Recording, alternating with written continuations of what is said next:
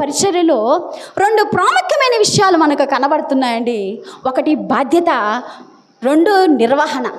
ఏంటి అంటే పరలోకపు తండ్రి యొక్క పరిచర్య చేయుట, భూలోక తల్లి యొక్క బాధ్యతను నిర్వహించుట.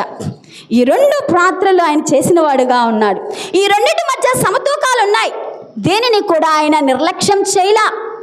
అయితే నేటి దినాలలో సేవకులను గమనించినట్లయితే వీరేం చేస్తారో తెలుసా?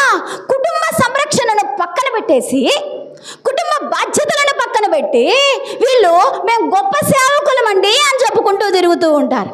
కొంతమంది సేవకులు ఏం చేస్తారో తెలుసా? కుటుంబమే మాకు సర్వస్వం అని చెప్పి సేవను నిర్లక్ష్యం చేస్తున్న వారుగా ఉన్నారు. వీళ్ళు రెండు బాధ్యతల మధ్య సమతూకం లేని వారుగా జీవిస్తూ ఉన్నారు.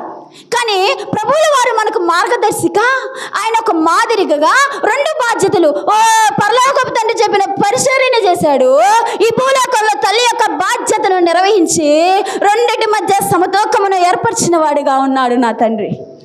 ఎంత గొప్పవాడండి మన దేవుడు. ఆయన మనకు మాదిరిని ఉంచిపోయాడు.